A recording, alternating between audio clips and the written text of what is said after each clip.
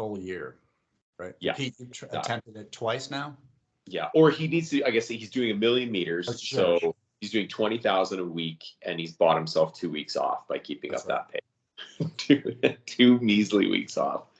So he is still. Here we are. What are we in the 3rd week of September, and he's still on pace. So he's like almost 700,000 meters, I think, right now. As I've said on the podcast before, I'm not setting any records for elevation, but I ride a ton, and I'm at like, I think 90,000 meters for the year. So for context, he's at 700,000 meters. Like, what the hell? So just before we started recording, I was just saying that I've now taken 2 cracks at this to see if I could do a 20,000 meter week. And the whole idea of this, I've been somehow accused of coming up with this idea. I don't remember actually specifically doing that, but Andy has said that it was my idea. So I've got to try. I've got to do it at some point. But here's the truth of the matter. It is currently beyond me. It is, and that's hard to say. But in an interesting way, because I hate quitting on stuff. But in an interesting way, maybe it lends more appreciation for exactly what Jack has been able to keep up. Not that I'm a cyclist at his level or an ex-pro or anything like that, but like, holy cow, it is brutal. So to break it down, this is at least a 30-hour commitment in a week at minimum, and I think easily up to 40. You're going to be somewhere between 30 to 45 hours to make this work. Oh, depending almost entirely on the steepness of the hills that you're doing your repeats on, right? So that depends on where you live. I don't have any particularly steep hills like right near me. And then you've got to figure out that timing, right? Because even if you do live relatively close to a steep hill, if it's a 45-minute drive, now you've added an hour and a half, right? So you've got to like sort of figure all this stuff out, because it is absolutely a race against the clock. I don't think Jack's ever kind of put it that way, but to keep up that pace, it is just totally relentless. So here's what I've observed. I do not have the time to complete this, period. If I'm going to work that week and be anywhere near my family, I can't do it. I can't. I'm putting in a 20-hour week, and I'm like, 10,000 and change. Like, I can't, and I'm smoked physically. Like, it is not the same thing as just riding 30 hours. I shouldn't say just riding 30 hours. A 30-hour week is massive, right? But all of that climbing, it like adds a real load, right? You get sore. And in a weird way, doing back-to-back days of like 3,000 meters is almost harder than an Everesting, because you're sore. Like, you're sore and you're tired. Where if your body's like in that fight mode and you keep grinding and grinding and you never cool off, it's in a weird way, it's almost easier to keep going.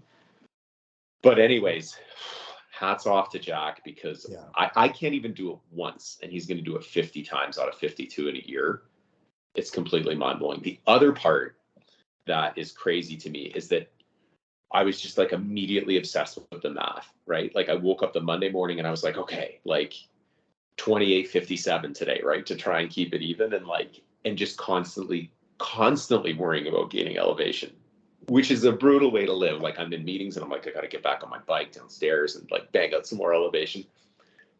Now, I know that Jack does this professionally, but to be that focused on the numbers and the math for a year also, regardless of the time, but to be constantly like chipping away at that, it's like, to me, it would be like being in a prison cell and grinding in the days that you've been there all day, or like Tom Hanks in Castaway in the cave. It's crazy, the mental toughness that this has taken as well. There's my intro to the topic. Yeah. And how does he fit in like the rest of his life? I don't know. We got to have him back on here, or I've got to have him on the podcast, or I'll have you both on the Everesting podcast and we can talk about it. Because like, I don't know how he's managing his life around this. So even if he doesn't have kids, and again, this is his professional life. So you throw those two things in on me, that's obviously massive, right? I'm working at least a 40-hour week, a lot of family commitments and stuff.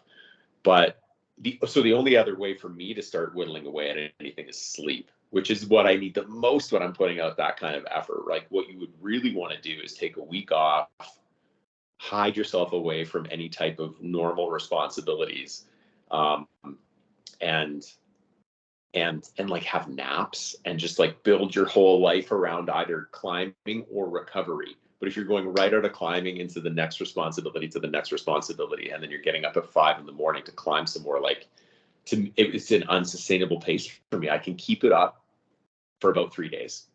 And that's where I'm just like, I can't, I'm going to just completely bury myself. So this reminded me of a chapter in Travis Macy's book. So we've had Travis on the podcast twice.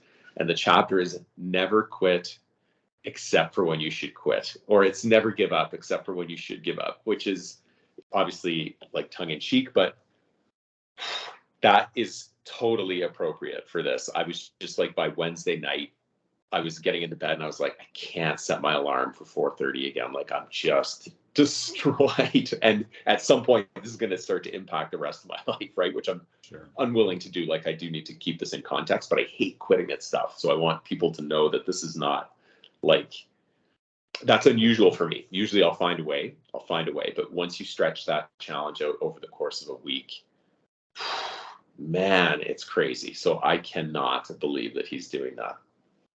You're a good goal setter, Pete, and yeah, you rarely don't meet a challenge.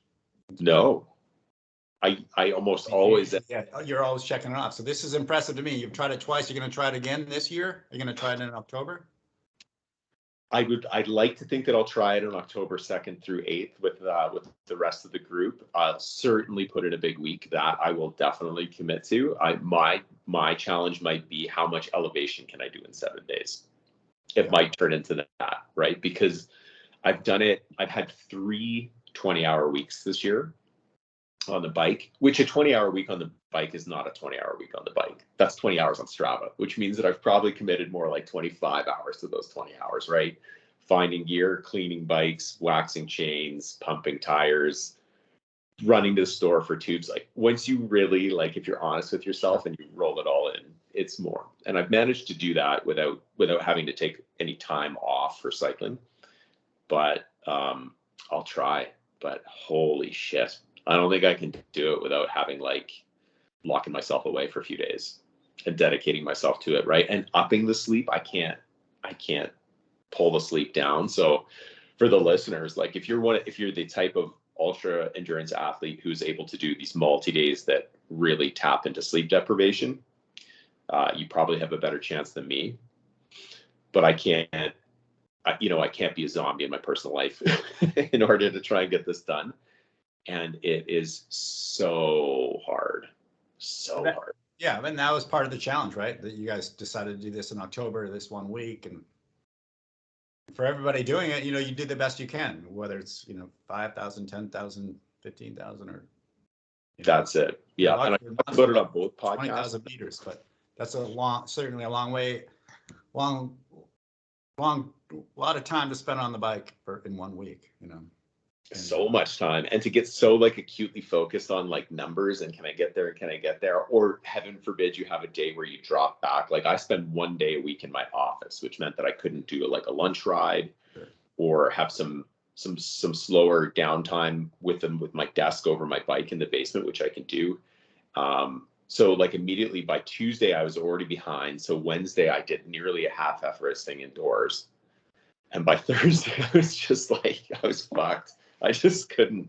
I think I did 1,000 meters on Thursday, because I was like, well, I'll start, right. I'll get one Alpe Zwift in, which is a little over 1,000 meters, and maybe I'll get back on the bike again later in the day. And I just had to tap out, man. And it was hard to do because I'd already, especially once you've logged a bunch, but I just could not imagine spending another 4 days.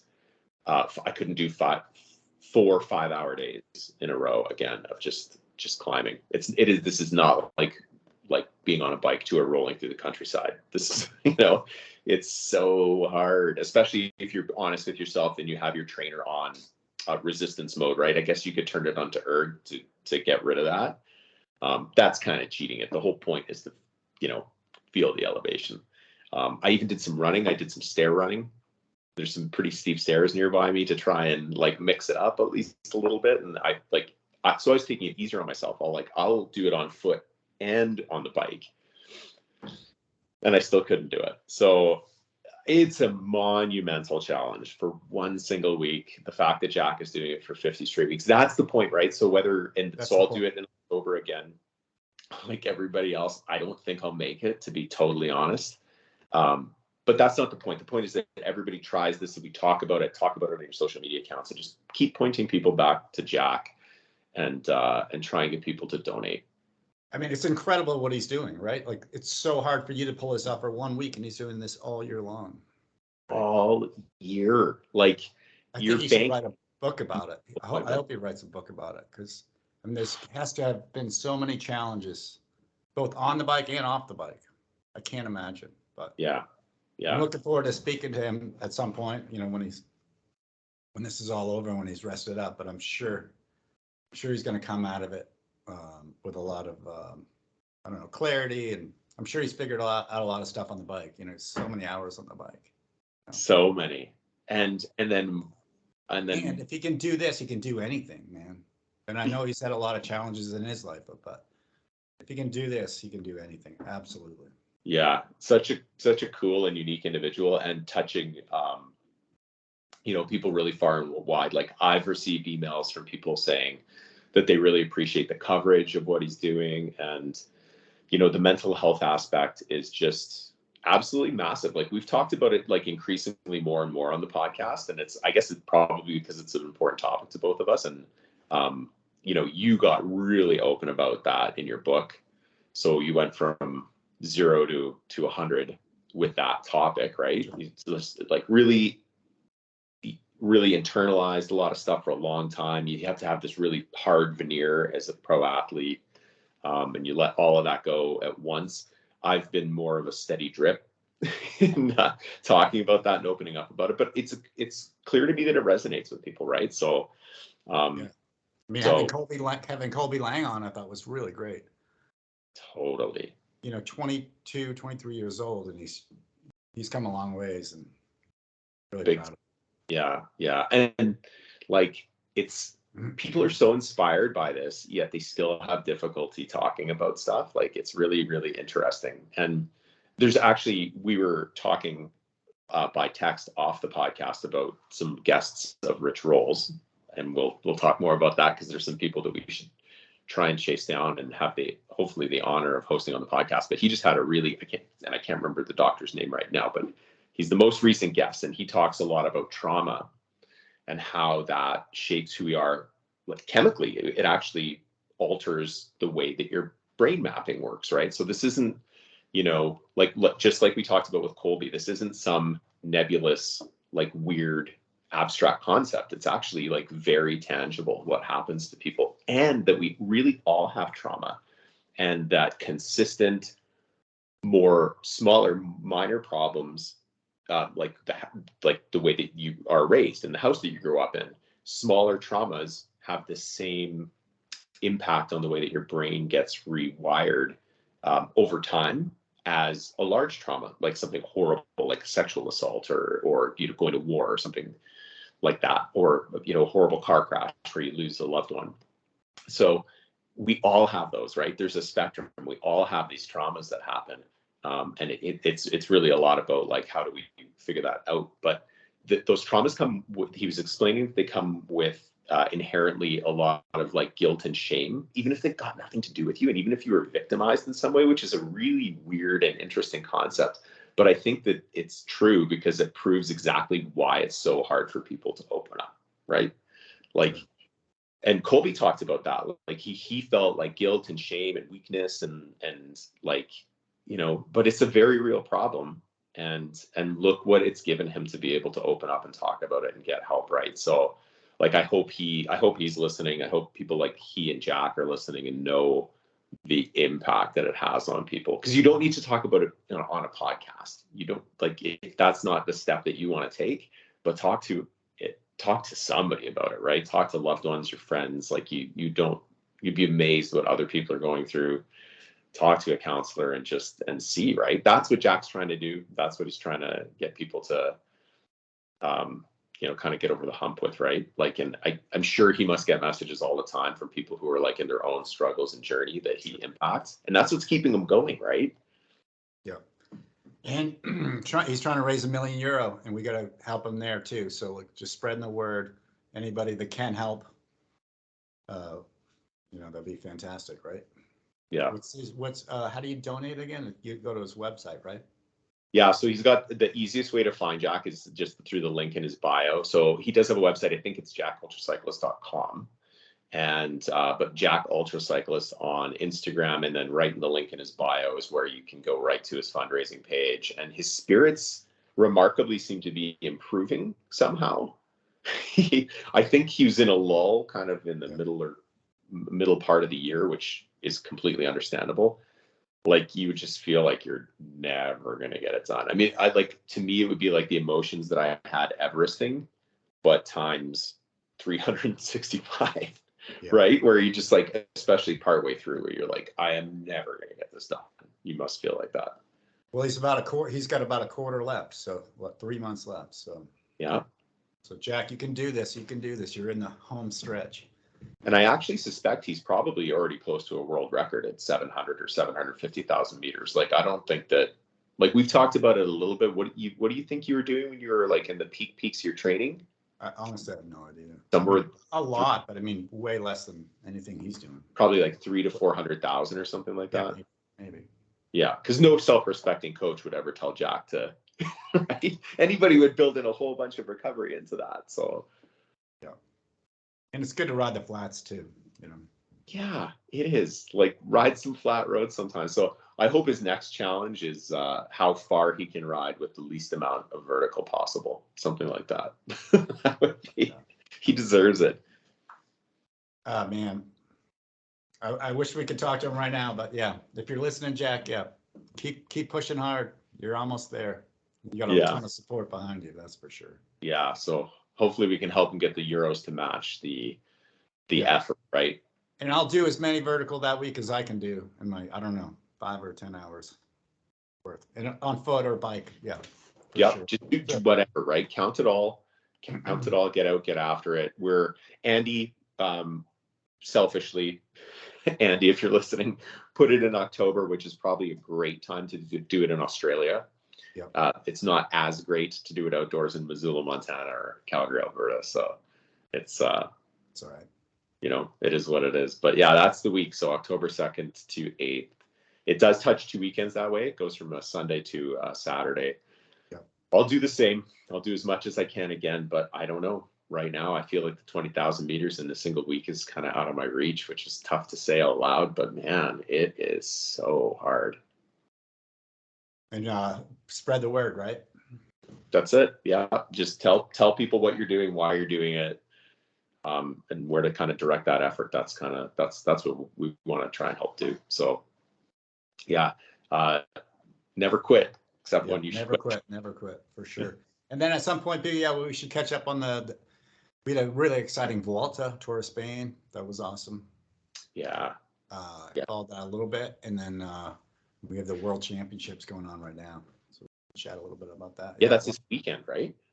Yeah, it's been going on. Yeah, the road races this weekend. Yeah, time trials have been happening. Right.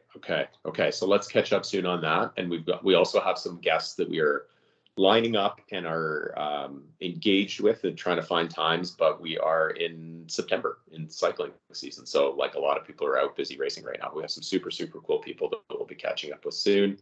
But like we said, we're committed to getting more stuff out. And also people subscribe on YouTube. So subscribe to the YouTube channel. It's Adventure Audio Podcast, and you can find us there now if you prefer the visual experience to the audio. So that's available too. All right, man.